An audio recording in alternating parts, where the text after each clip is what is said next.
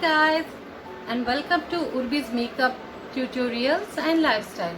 So आज का वीडियो जो है वो थोड़ा चैलेंजिंग होने वाला है क्योंकि मैं ये पहली बार करने जा रही हूँ.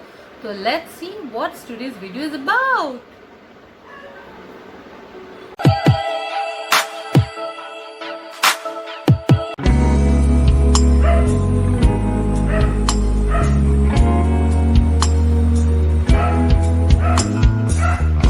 Looking for you into the darkness. I'm not aware of all the trouble. Fell asleep in my hat. I hide under the covers to get away from the feeling of loss. Now and then books shattered. I'm losing all you I haven't. How of myself 'cause of you.